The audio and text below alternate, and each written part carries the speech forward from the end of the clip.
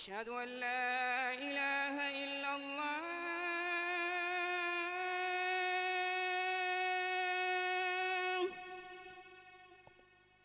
أشهد أن لا إله إلا الله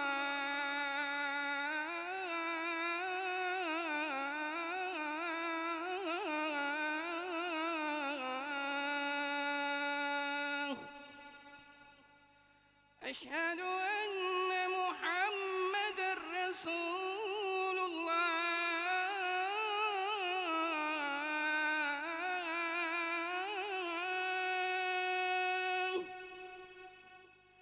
أشهد أن محمد رسول الله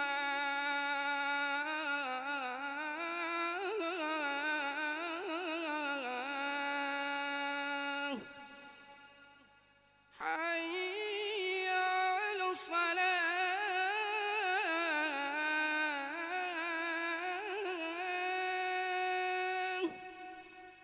حي على الصلاة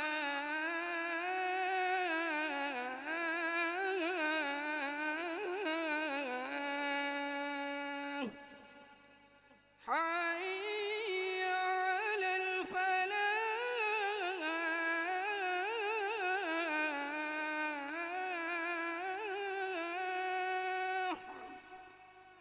حي على الفلاح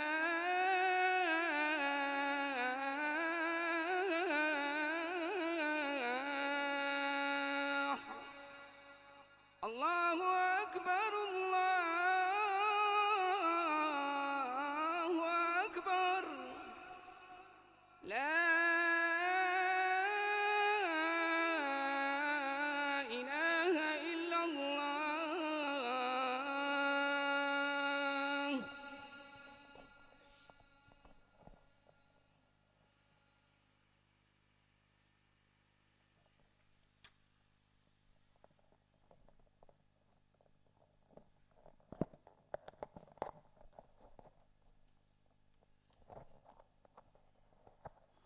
الحمد لله نحمده ونستعينه ونستغفره ونؤمن به ونتوكل عليه ونعوذ بالله من شرور أنفسنا ومن سيئات أعمالنا من يهده الله فلا مضل له ومن يضلل فلا هادي له وأشهد أن لا إله إلا الله وأشهد أن محمدا عبده ورسوله صلى الله عليه وسلم أما بعد فإن خير الحديث كتاب الله وخير الهدي هدي محمد صلى الله عليه وسلم وشر الأمور محدثاتها وكل محدثة بدعة وكل بدعة ضلالة وكل ضلالة في النار أما بعد أعوذ بالله السميع العليم من الشيطان الرجيم وما ينطق عن الهوى إن هو إلا وحي يوحى ہر قسم کی تعریفات اللہ مالک الملک کے لیے ہیں جنہوں نے جنات اور انسان کو حقیقی معنوں میں اپنی پوجا اپنی بندگی اور اپنی عبادت کے لیے بنایا جنات اور انسان کی تخلیق کا حقیقی اور بنیادی مقصد یہی تھا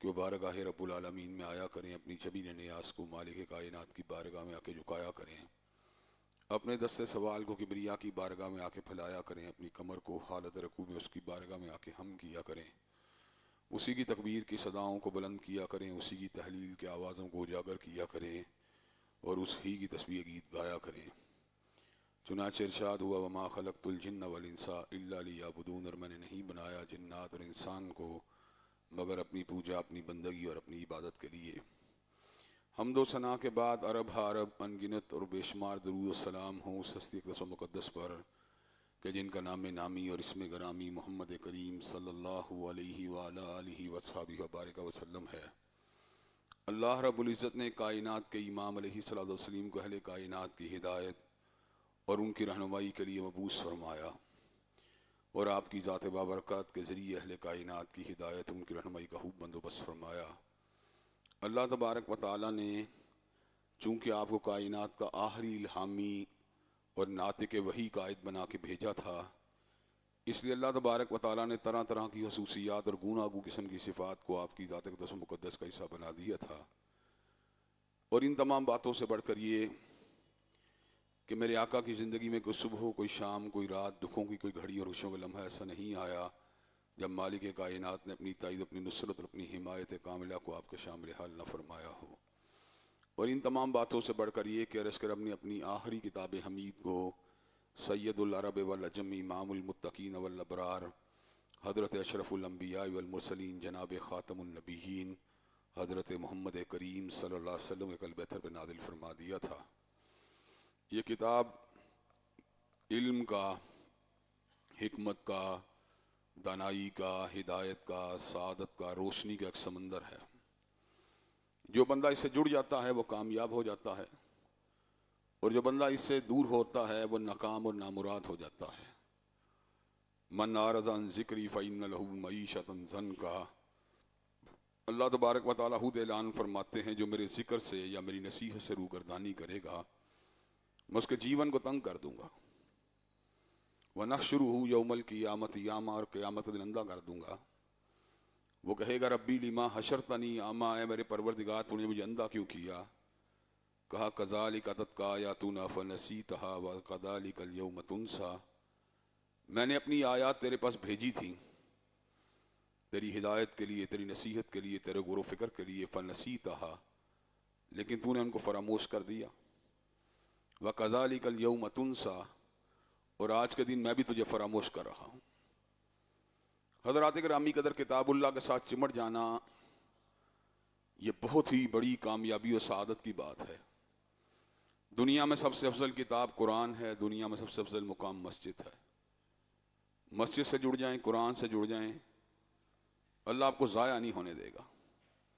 والذین یمسکون بالکتاب واقاموا الصلاۃ انا لا نضیع اجر المصلحین، اللہ تبارک و تعالیٰ خود اعلان فرماتے ہیں جو کتاب اللہ کو پکڑ لیتا ہے اور نمازوں کو قائم کرنا شروع کر دیتا ہے، میں ایسے اصلاح پسندوں کے اجر کو ضائع نہیں کروں گا۔ اللہ کی تائید، اس کی رحمت ان کے شامل حال ہو جاتی ہے۔ کئی مرتبہ انسان بالکل ڈسٹرکشن اور ہلاکت کے قریب پہنچ جاتا ہے، لیکن قرآن اور نماز کی برکت سے اللہ اس کو وہاں سے بھی باہر نکال لیتے ہیں۔ شہوات اس پہ غالب آ چکی ہوتی ہیں، ہوائے نفس اس کے اوپر غالب آ چکی ہوتی ہے، اللہ تبارک و تعالیٰ اس کے باوجود اس کتاب اللہ کی برکت کے ساتھ اور نماز کی برکت کے ساتھ اس کے لیے نکلنے کا کوئی اور راستہ بنا دیتے ہیں۔ اللہ بڑے مہربان ہیں، جو اس کے لیے ایفرٹ کرتا ہے اللہ تبارک و تعالیٰ اس کو ضائع نہیں ہونے دیتے۔ انسان شہوات کا، نفسانی اکساہٹوں کا، ڈر کا، خوف کا، طمع کا شکار رہتا ہے، لیکن اللہ تبارک و تعالیٰ ایسے بندوں کو ضائع نہیں ہونے دیتے جنہوں نے اپنے آپ کو اس کے لیے وقف کیا ہو۔ یہاں پر میرے ذہن میں کئی مرتبہ المطیر الرابع کی ایک روایت بھی آ جاتی ہے، وہ آپ کے گوش گزار کر کے اپنی بات کو آگے بڑھاؤں گا۔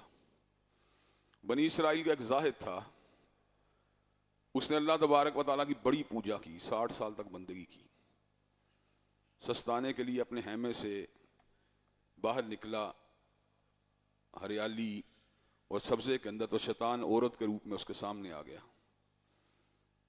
60 سال کی بندگی اور ریاضت کے باوجود جبلی اکساہٹ کی وجہ سے اس سے برائی کا ارتکاب ہو گیا۔ یہ بات بڑے صدمے کی بات تھی ایک بندے کے لیے کہ جس نے ساری کی ساری زندگی اللہ کی عبادت کی ہو، تو 60 سال کے بعد اس سے کوئی ایسا عمل ہو جائے جو شریعت کے، اخلاق کے، انسانیت کے ساتھ مطابقت نہ رکھتا ہو۔ یہ بات اس کے لیے بڑی دکھ کا باعث تھی۔ وہ نیچے چشمے کے اوپر نہانے کے لیے گیا، طہارت کو حاصل کرنے کے لیے گیا۔ 2 نان اس کے پاس کھانے کے لیے موجود تھے، 2 روٹیاں اس کے پاس کھانے کے لیے موجود تھی۔ ایک گداگر اس کے پاس آیا، کہنے لگا کچھ کھانے کے لیے ہے؟ اس نے دونوں کے دونوں نان اس کو دے دیے۔ ڈپریشن کا شکار تھا، تو جب ڈپریشن کئی مرتبہ بڑھ جاتا ہے پھر کھانے پینے کو دل نہیں کرتا، تو اس کے ساتھ بھی یہی معاملہ ہوا۔ اس نے بجائے خود کھانے کے وہ نان جو تھے اس کے حوالے کر دیے۔ اب اللہ تعالیٰ نے ہر بندے کی موت کا وقت مقرر کیا ہے، وہی وقت اس کی موت کا تھا۔ موت آ گئی، 60 سال کی ریاضت کو ایک پلڑے میں ڈالا گیا اور ایک زنا کو ایک پلڑے میں ڈالا گیا۔ زنا کا پلڑا بھاری ہو گیا۔ حضرات گرامی قدر، لیکن وہی بات کہ اللہ تعالیٰ اپنے بندوں کو ضائع نہیں ہونے دیتے۔ اس کے 2 نانوں کو دائیں پلڑے میں ڈالا گیا، دائیں پلڑا بھاری ہو گیا۔ اللہ تعالیٰ نے اس کے اوپر رحمت فرما دی اور اس کو جنت میں داخلہ اس کے لیے آسان بنا دیا۔ اس حدیث کے اندر جس کی روایت پہ اگرچہ کچھ علماء آثار نے یا علماء جو اسناد ہیں انہوں نے اگرچہ اس کے اوپر کچھ کلام کیا ہے، لیکن اس کے باوجود ایک تعداد ایسی اور طبقہ ایسا بھی ہے جو اس کی صحت کے اوپر مطمئن ہے۔ لیکن اس حدیث سے ہمیں کچھ باتیں حاصل ہوتی ہیں۔ پہلی بات یہ حاصل ہوتی ہے کہ انسان کو اپنی نیکیوں کی حفاظت کرنی چاہیے اور ہر آن، ہر لمحہ، ہر لحظہ اپنے نفس کا محاسبہ کرنا چاہیے۔ بل الانسان ولا نفسہ بصیرہ ولو القی معاذیرہ، ہر انسان کو پتا ہے وہ کیا کر رہا ہے۔ ولو القی معاذیرہ، لاکھ حجتیں پیش کرتا رہے، معذرتیں پیش کرتا رہے، اندر اس کو پتا ہوتا ہے وہ کیا کر رہا ہے۔ حضرات گرامی کا دوسری بات یہ ہے کہ نیکیوں کا گناہوں کے بعد اتباع کرنا یہ بھی بہت ضروری ہے۔ گناہ ہو جائے تو پھر گناہوں کے راستے پہ نہیں چل پڑنا چاہیے، بلکہ پھر نیکی کی طرف مراجعت کرنی چاہیے۔ ان الحسنات یذہبن السیئات، بے شک نیکیاں برائیوں کو کھا جاتی ہیں۔ اس کی مثال یوں ہے، گدلا پانی کہیں پر موجود ہو، کیچڑ والا پانی کہیں پر موجود ہو، آپ اس کے اندر صاف پانی ڈال لیں، اس جگہ اس برتن میں ڈال دیں، اس جگہ میں ڈال دیں۔ برتن ہے، گدلا ہے، اس کے اندر پانی ہے، مٹیالہ پانی، آپ اس میں پانی ڈالنا شروع کر دیں صاف، کچھ دیر کے بعد مٹی کا رنگ کمزور ہونا شروع ہو جائے گا، اور پانی ڈالیں مٹی کا رنگ اور کمزور ہو جائے گا، اور پانی ڈالیں مٹی کا رنگ اور کمزور ہو جائے گا، ایک وقت آئے گا مٹیالہ رنگ ختم ہو جائے گا، صاف پانی رہ جائے گا۔ ان الحسنات یذہبن السیئات، بے شک نیکیاں برائیوں کو کھا جاتی ہیں۔ حضرات گرامی قدر، اور تیسری بات اس سے یہ حاصل ہوتی ہے کہ جو بندہ ڈیووٹڈ ہوتا ہے اللہ تبارک و تعالیٰ اس کو ضائع نہیں ہونے دیتے، اللہ تبارک و تعالیٰ اس کے لیے پھر کوئی نہ کوئی ایگزٹ پوائنٹ بنا دیتے ہیں۔ وہ ضائع ہونے کے قریب تھا، بلکہ ہو چکا تھا، لیکن اللہ تعالیٰ نے اس کی 60 سال کی نیکیوں کا پاس کیا اور اس کو دوبارہ نیکی کی توفیق دے دی۔ حضرات گرامی قدر، یہی معاملہ کتاب اللہ کے ساتھ چمٹ جانے کا، نماز کے ساتھ چمٹ جانے کا ہے۔ جو بندہ نماز اور کتاب اللہ کے ساتھ چمٹا رہتا ہے، زندگی کے حوادث، زندگی کے نشیب و فراز اور زندگی کے اتار و چڑھاؤ کے دوران اللہ تبارک و تعالیٰ اپنی تائید کو اس کے شامل حال فرما دیتے ہیں۔ سیدنا یوسف اللہ کے برگزیدہ تھے، اللہ کے چنیدہ تھے، اللہ کے منتخب کردہ نیک صالح اللہ کے نبی تھے۔ جب تنہائی کے اندر عزیز مصر کی بیوی نے ان کو گناہ کی دعوت دی تو اللہ تعالیٰ نے کیا کیا؟ ان کے لیے ایک نشانی کو دکھلا دیا۔ کیوں؟ اس لیے کہ اللہ تبارک و تعالیٰ اس بات کو پسند ہی نہیں کرتے کہ اس کا صالح بندہ برائی کے قریب جائے۔ اس لیے انسان کو ہمیشہ ایسی نیکیاں کرتے رہنا چاہیے جس کی وجہ سے وہ اللہ کی توجہ کا حقدار بن جائے۔ نماز کے ساتھ چمٹ جائیں آپ، قرآن کے ساتھ چمٹ جائیں، انشاءاللہ اللہ تبارک و تعالیٰ کی تائید آپ کے شامل حال رہے گی۔ حضرات گرامی قدر، نفس مضمون کے واپس آنا چاہتا ہوں کہ کتاب اللہ علم کا، ہدایت کا، نورانیت کا، سعادت کا ایک عظیم الشان دباچہ ہے، دستاویز ہے۔ 300-350 صفحوں کے اوپر مشتمل یہ کتاب، اگر اس کو عام تختی میں لکھا جائے، عام فونٹ میں لکھا جائے تو 550 کے موٹے فونٹ کے اوپر لکھی یہ کتاب 300-350 صفحوں کی کتاب ہے۔ اللہ نے لمبی چوڑی کتاب نہیں اتاری، اس لیے اتاری ہے تکرار ہو سکے، بار بار پڑھی جا سکے، تاکہ اس کے مضامین کے پر تدبر کیا جا سکے، غور و فکر کیا جا سکے۔ جتنا انسان غور و فکر کرتا جائے گا، اللہ تبارک و تعالیٰ کے فضل و کرم سے علم کے، حکمت کے، دانائی کے سوتے پھوٹتے رہیں گے، اور انسان جو ہے اس پوزیشن میں آ جائے گا کہ انسان راہ ہدایت کے اوپر گامزن ہو جائے، صراط مستقیم کے اوپر گامزن ہو جائے اس کتاب کے تدبر کرنے کی وجہ سے۔ اس کتاب کا اللہ کی وحدانیت کے بعد دوسرا اہم عنوان ہمارے رسول اور ہمارے نبی کی پہچان، ان کے حوالے سے ہماری ذمہ داریوں کی ادائیگی اور ان کے ساتھ اپنی نسبت کا قوی اظہار ہے۔ حضرت رسول اللہ کے بہت سے حقوق آپ کے سامنے میں گوش گزار کر چکا ہوں۔ اس وقت اتباع رسول کا عظیم الشان موضوع چل رہا ہے کہ اتباع رسول کے راستے میں بڑی بڑی رکاوٹیں حائل ہیں۔ آباء و اجداد کی اندھی تقلید، علماء کی اندھی تقلید، سیاسی رہنماؤں کی اندھی تقلید، غلط یاروں کی یاریاں، اور اس کے بعد ہوائے نفس، اخلاص اور للہیت کا بیڑا غرق، اور انسان جناب والا اپنی میٹیں کے چکر میں پڑا ہوا ہے. اس کی وجہ سے بھی انسان اتباع رسول صلی اللہ علیہ وسلم کرنے سے قاصر ہو جاتا ہے. انہی رکاوٹوں میں سے ایک عظیم رکاوٹ جس کا ذکر میں آپ حضرات کے سامنے آج کرنا چاہتا تھا وہ یہ ہے کہ بعض لوگ اس لیے گمراہ ہو گئے کہ وہ ایک ایسے پراپوگنڈے کی زد میں آ گئے جس کے مطابق ان کے لیے ایک تنہا قرآن کافی تھا. فتنہ ہر جگہ پر ایمان پہ حملہ آور ہونے کی کوشش کرتا ہے.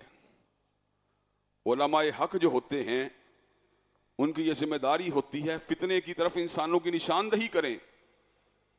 کئی مرتبہ لوگ ہم سے اس طرح کی باتیں بھی کرتے ہیں، یار آپ مرزا جیلمی جیسے لوگوں کے بارے میں سخت گفتگو کیوں کرتے ہیں؟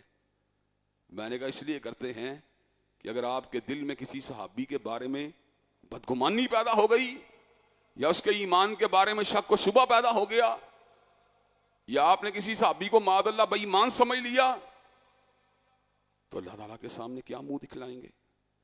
صحابہ کی جماعت جو ہے وہ تو ایمان کی علامت ہے. ان کے بارے میں انسان کے ذہن میں کنفیوژن پیدا ہو جائے، ڈاؤٹ پیدا ہو جائے، انسان کی نیکیاں ضائع ہو سکتی ہیں. اس لیے فتنوں کی نشاندہی کرنا یہ علماء حق کی ذمہ داری ہے.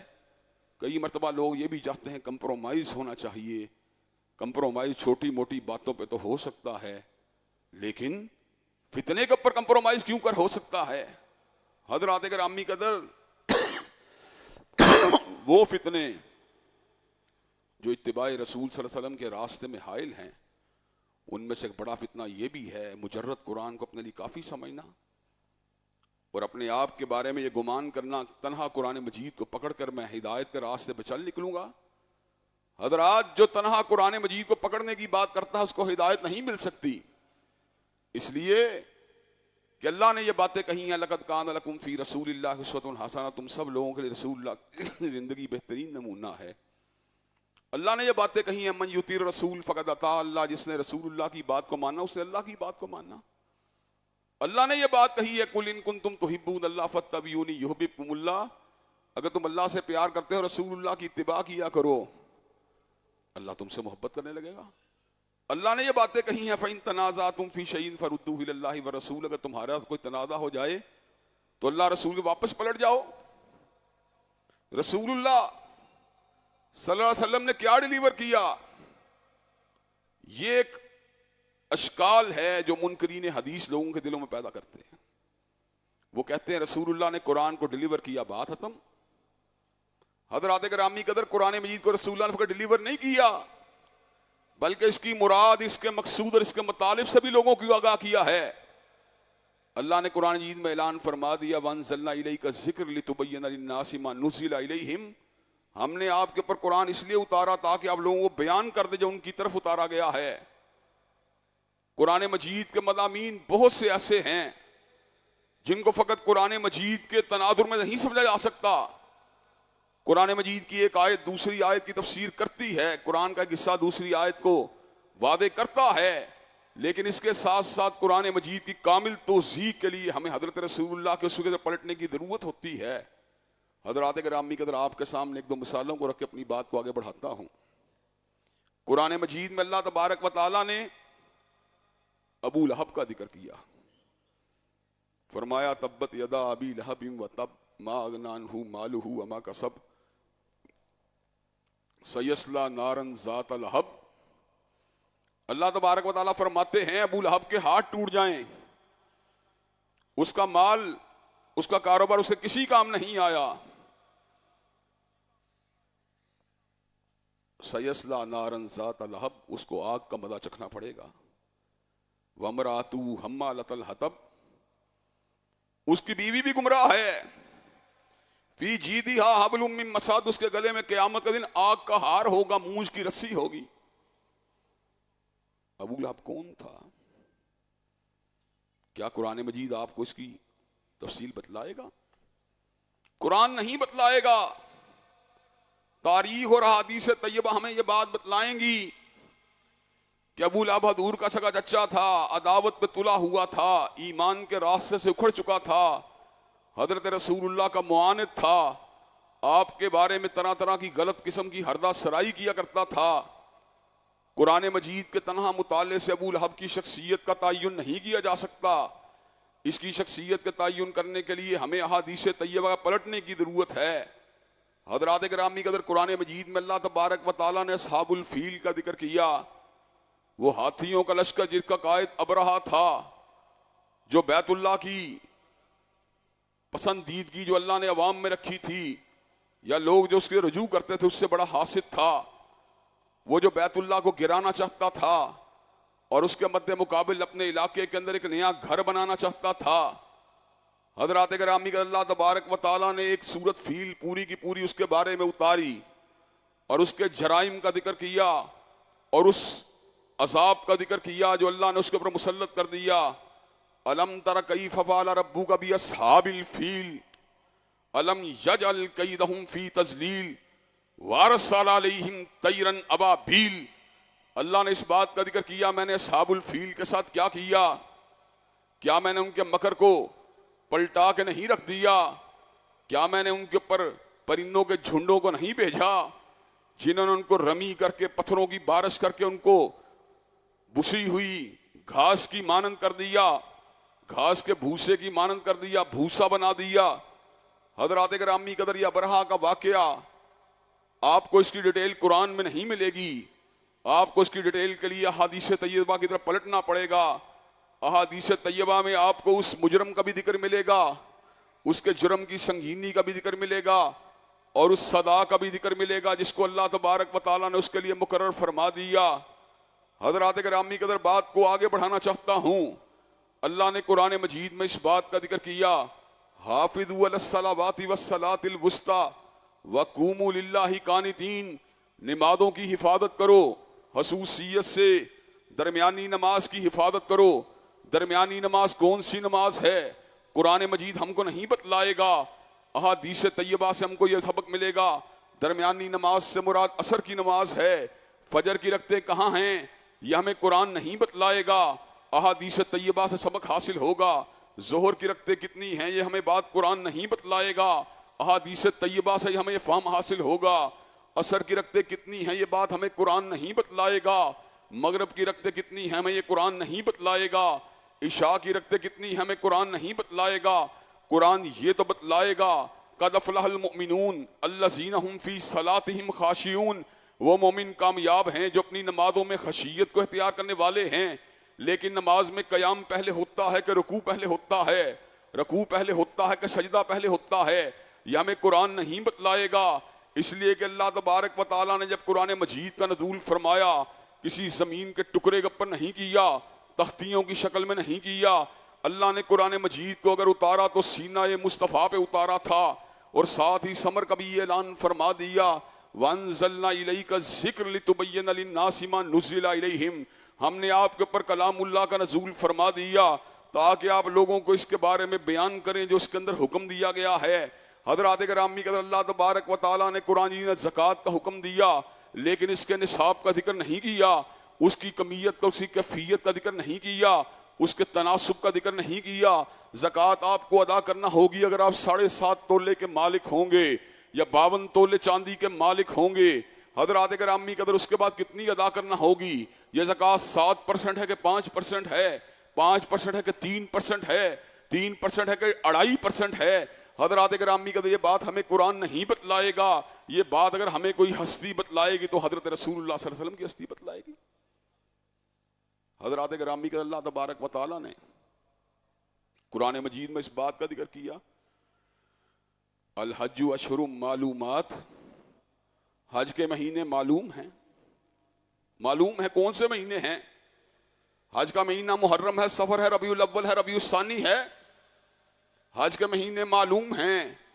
فمن فرض فیہن الحج فلا رفث ولا فسوق ولا جدال فی الحج، جو بندہ حج کرنے جاتا ہے پھر اس کو اس میں بے حیائی کا کام نہیں کرنا، لڑائی جھگڑے کا کام نہیں کرنا، اس کے اندر فسق و فجور کو نہیں کرنا، گناہوں کا ارتکاب نہیں کرنا۔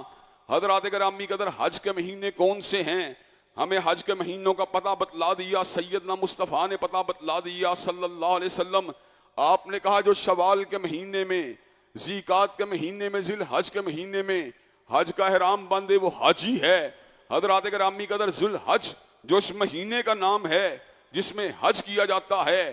حج کب شروع ہوتا ہے؟ 1 تاریخ کو شروع نہیں ہوتا، 2 کو شروع نہیں ہوتا، 3 کو شروع نہیں ہوتا، 4 کو شروع نہیں ہوتا، 5 کو شروع نہیں ہوتا، 6 کو شروع نہیں ہوتا، 7 کو شروع نہیں ہوتا، 8 تاریخ کو یوم الترویہ ہے، 9 کو یوم عرفہ ہے، 10 کو یوم النحر ہے، 11 12 تاریخیں، 13 تاریخ ایام تشریق کی تاریخیں ہیں. حضرات گرامی قدر، وہ شخص جو حضرت رسول اللہ کی احادیث طیبہ کو نہیں مانتا، جو آپ کے ارشادات عالیہ کو نہیں مانتا، جو آپ کی سنت مطہرہ کو نہیں مانتا، ساری کی ساری زندگی ٹل لگا لے، قرآن مجید کے مطابق حج نہیں کر سکتا. حضرات گرامی قدر، جب اللہ تبارک و تعالیٰ نے قرآن نازل فرمایا تو ساتھ ایک ٹیچر بھی بھیجا، یعلمہم الکتاب والحکمہ، جو کتاب کی تعلیم بھی دیتے رہے، جو سنت نبوی شریف کا بیان بھی ان کو سکھلاتے رہے. حضرات گرامی قدر، جب آپ بیت اللہ کا طواف کرتے ہیں اللہ کے حکم کے مطابق، وَلْيَطَّوَّفُ بِالْبَيْتِ الْعَتِيقِ، تو آپ پرانے گھر کا طواف کرتے ہیں، پرانے گھر کے گرد گھومتے ہیں جس میں حتیم بھی موجود ہے. آپ کو حتیم کے اندر سے گزرنے کی اجازت نہیں، آپ کو اس کو باہر سے اس کے چکر کو مکمل کرنا ہوگا، اس لیے کہ اصولی طور پر حتیم بیت العتیق کا حصہ ہے. یہ الگ بات ہے، انتظامی تدابیر کی وجہ سے اس کو بیت اللہ کا حصہ نہیں بنایا گیا کہ مال کم ہو چکا تھا، مال حلال میں کمی آ چکی تھی.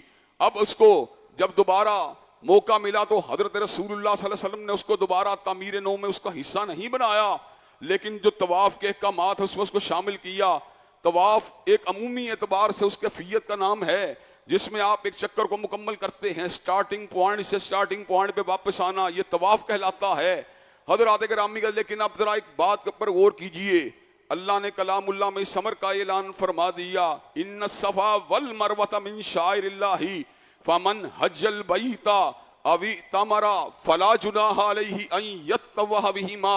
صفا اور مروہ اللہ کی نشانیاں ہیں، جو حج پہ چلا جائے گا، جو عمرے پہ چلا جائے گا، اس کو ان کا طواف کرنا چاہیے.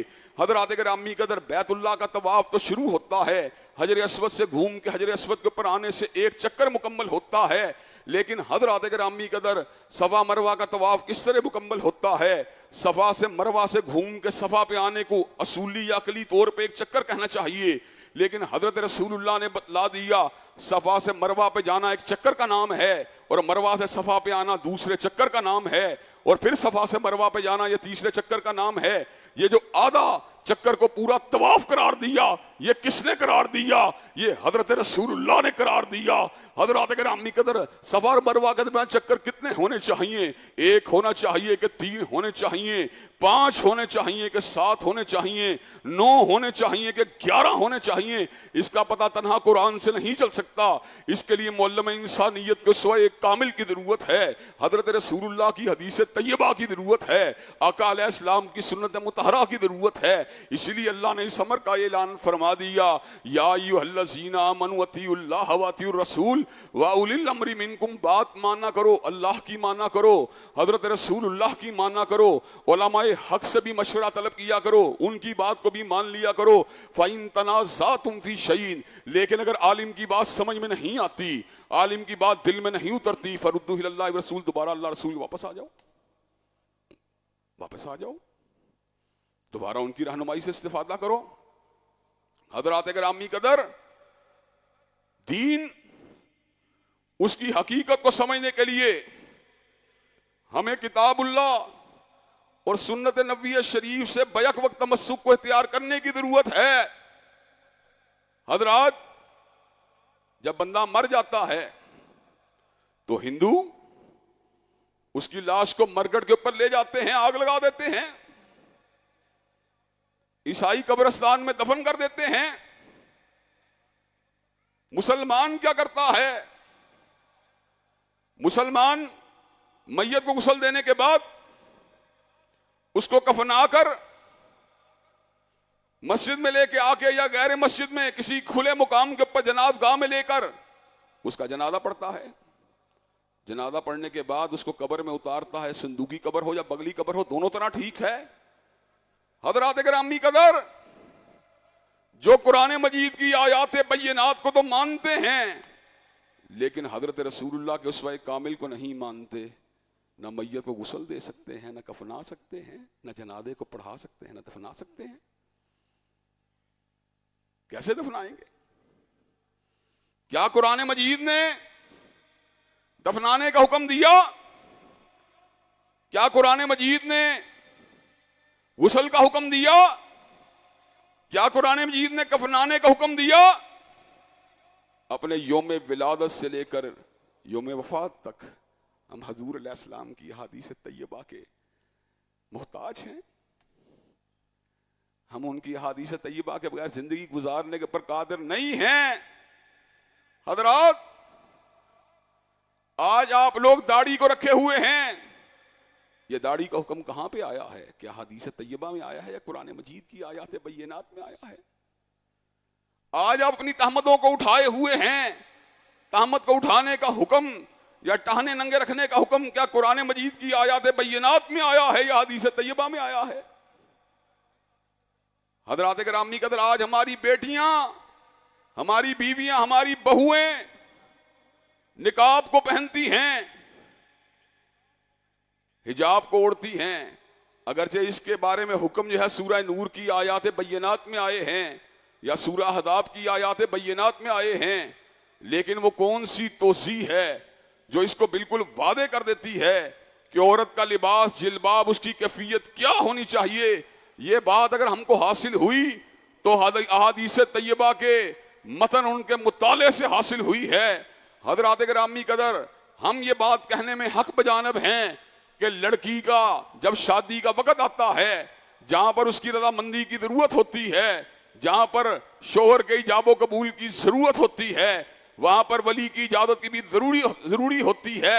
حضرات گرامی قدر، ولی کی اجازت کا حکم کیا قرآن مجید کی آیات بینات میں آیا ہے یا حدیث طیبہ میں آیا ہے؟ حضرات گرامی قدر، لین دین کے معاملات، شادی بیاہ کے معاملات، تدفین کے معاملات، تجہیز کے معاملات، وراثت کے معاملات، ان کے اندر پائی جانے والی پیچیدگیاں، اصولی بحوث کو قرآن مجید نے مکمل کیا اور اس کی تصریح اور تشریح کو حضرت رسول اللہ کے حوالے کر دیا۔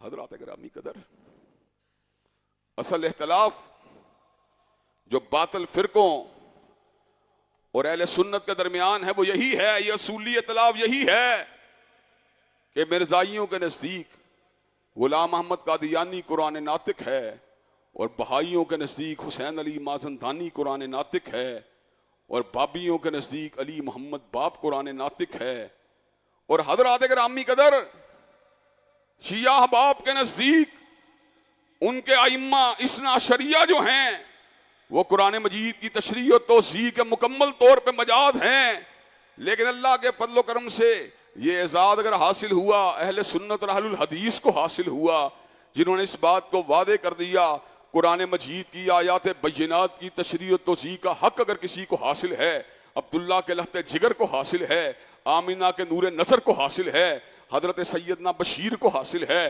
حضرت سیدنا نذیر کو حاصل ہے، حضرت رسول اللہ اس مقام میں بلند پہ فائز ہیں کہ حضرات گرامی قدر کسی کہنے والے نے بڑی خوبصورت بات کہی، ہر لفظ شریعت بنیا جدو نبی نے زبان ہلائی۔ حضرات گرامی قدر، حضرت رسول اللہ معلم انسانیت ہیں جنہوں نے زانو تلمس کو طے کیا، نہ فقہا کے سامنے کیا، نہ علماء کے سامنے کیا، نہ شیوخ کے سامنے کیا، نہ بڑے بڑے علماء کے سامنے کیا۔ حضرت رسول اللہ نے علم کو حاصل کیا، علیم سے حاصل کیا، علام سے حاصل کیا۔ حضرت رسول اللہ نے علم کو حاصل کیا، خبیر سے حاصل کیا، بصیر سے حاصل کیا، سمیع سے حاصل کیا، مالک الملک سے حاصل کیا، ذوالجلال والاکرام سے حاصل کیا۔ اور علم الہی کی کیفیت کیا ہے؟ لا یذل ربی ولا ینسا، اللہ کے علم میں نہ کسی قسم کی خطا ہے، نہ کسی قسم کا نسیان ہے۔ اور حضور علیہ السلام کے علم کی کیفیت کیا ہے؟ وما ینطق عن الہوی ان ہوا الا وحی یوحی، کہ ہر شخص جو ہے اپنی مرضی کے ساتھ بولتا ہے، لیکن سیدنا مصطفیٰ اگر بولتے ہیں عرش والے کی وحی کی وجہ سے بولتے ہیں۔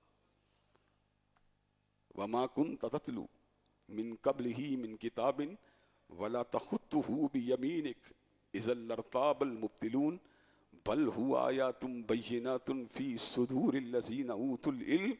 حضرات گرامی قدر، یہ حضرت رسول اللہ کا اعزاز ہے اور یہ آپ کی شخصیت کی بلندی ہے کہ آپ نے آج سے پہلے کسی کتاب کو نہ لکھا نہ پڑھا. کہاں سے آئی علم؟ پھر کہاں سے آیا؟ اتر کر ہرا سے سوئے قوم آیا اور ایک نسخہ کیمیا ساتھ لایا.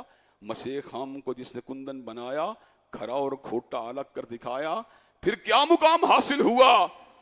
یحل لہم الطیبات ویحرم علیہم الخبائث ویضع عنہم اسرہم والاغلال التی کانت علیہم. طیب چیزوں کو حلال فرما دیا، خبیث کو حرام فرما دیا.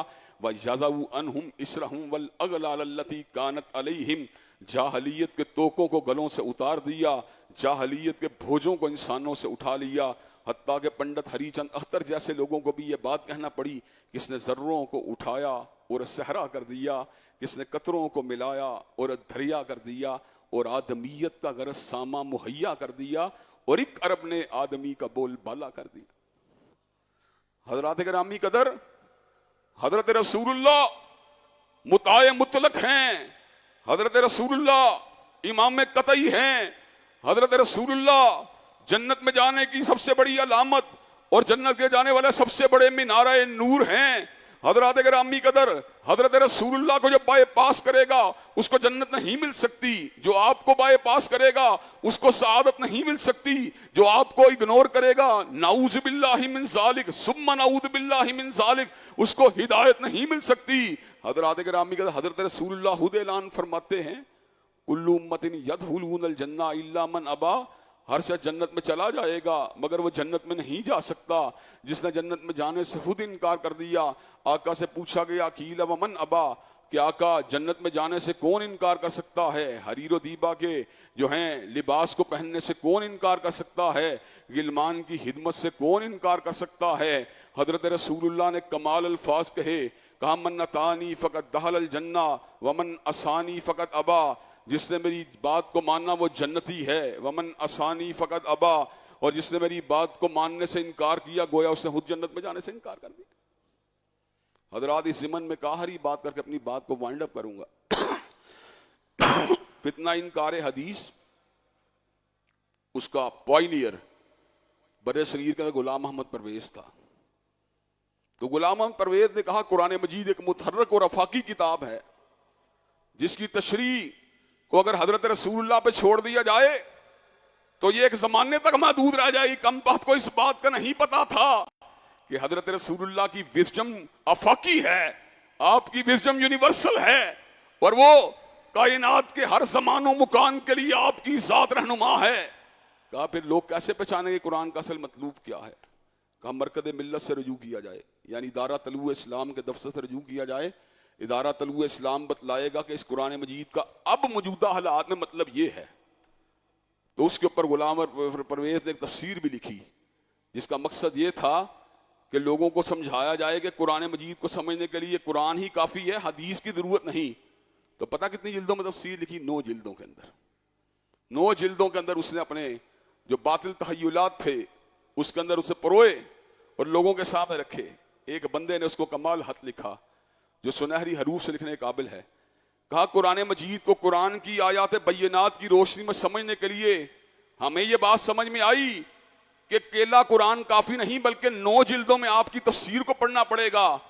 کہا اگر یہ بات کہ قرآن مجید تنہا ہمارے لیے کافی ہے اس کو سمجھنے کے لیے 9 جلدوں کی تفسیر آپ کی پڑھنی پڑے گی تو ہم پھر آپ کی 9 جلدوں کو نہیں پڑھیں گے، حضور کی 6 کتابوں کو پڑھ لیں گے. پھر آپ کی بات کے بعد بھی کہ قرآن مجید تنہا کافی ہے اس بات کو سمجھنے کے لیے اگر 9 جلدوں کی ضرورت ہے تو ہم آپ کی 9 جلدوں کو نہیں مانتے. ہم بخاری کو پڑھیں گے، ہم مسلم کو پڑھیں گے، ہم ترمذی کو پڑھیں گے، ہم ابن ماجہ کو پڑھیں گے، ہم سنن ابی داؤد کو پڑھیں گے. حضرات گرامی قدر انہوں نے کہا ہم وہ کتابیں کی سنن نسائی کو پڑھیں گے، ہم وہ کتابیں کیوں نہ پڑھیں جن میں حضور کے ارشادات عالیہ ہیں، آپ کی بات نہیں. اسی طرح ایک پرویزی کے ساتھ عرصہ دراز قبل میری گفتگو ہوئی. اس نے کہا ہم قرآن مجید پہ عمل کرتے ہیں. میں کہا کس طرح؟ کہنے لگا قرآن کے مطابق. میں کہا قرآن کے مطابق نہیں، پرویز کے فہم کے مطابق. وہ کہنے لگا یہ آپ نے کیا بات کی؟ میں نے کہا تنہا قرآن کو پڑھیے، اس کے ترجمے کے ساتھ بتلائیے قرآن کا مفہوم مطلوب کیا ہے۔ جب آپ یہ بات کہتے ہیں کہ ہم قرآن مجید کو سمجھنے کے لیے پرویز کی 9 جلدیں پڑھتے ہیں، تو پھر آپ قرآن مجید پہ عمل نہیں کرتے، فہم پرویز پہ عمل کرتے ہیں۔ تو فہم پرویز جو ہے فہم رسول اللہ کا مقابلہ نہیں کر سکتا، فہم پرویز جو ہے فاطمہ کے بابا کے فہم کا مقابلہ نہیں کر سکتا، پرویز کا فہم جو ہے حسنین کے نانا کے فہم کا مقابلہ نہیں کر سکتا، پرویز کا فہم جو ہے سید ولد آدم کے فہم کا مقابلہ نہیں کر سکتا، پرویز کا فہم جو ہے وہ خاتم النبیین کی حدیث طیبہ کا مقابلہ نہیں کر سکتا۔ اللہ تبارک و تعالی ہم سب کو حدیث سنت کو مضبوطی کے ساتھ پکڑتے ہوئے جو ہے اس غلط پراپوگنڈا کہ تنہا قرآن مجید کافی ہے، حضرت رسول اللہ کی تشریح و توضیح کی ضرورت نہیں، اس باطل پراپوگنڈے سے بچ کر دین کے پر عمل پیرا ہونے کی توفیق دے۔ وآخر دعوانا الحمدللہ رب العالمین۔ الحمدللہ نحمدہ ونستعینہ ونستغفرہ ونؤمن بہ ونتوکل علیہ ونعوذ باللہ من شرور انفسنا ومن سیئات اعمالنا، من یہدہ اللہ فلا مضل لہ ومن یضلل فلا ہادی لہ، واشہد ان لا الہ الا اللہ واشہد ان محمدا عبدہ ورسولہ،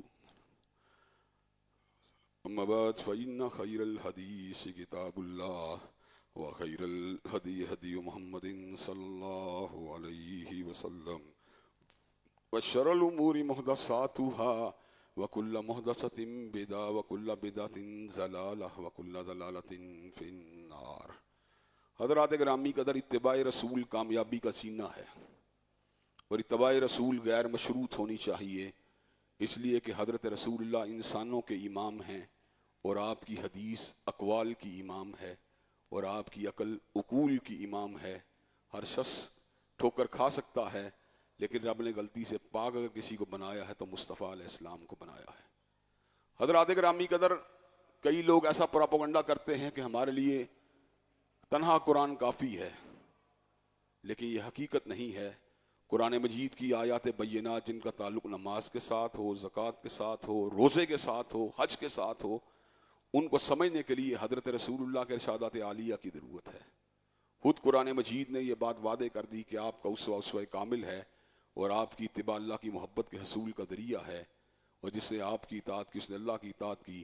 چنانچہ ہمیں ہر حال کے اندر، ہر صورت کے اندر حضرت رسول اللہ کے فرمودات مبارک اور آپ کی سنن مطہرہ اور آپ کی احادیث طیبہ سے منسلک ہونے کی ضرورت ہے، اور ایسے فتنوں سے بچنے کی ضرورت ہے جو فتنے ہمیں حضرت رسول اللہ کی حدیث طیبہ سے دور کرنا چاہتے ہیں۔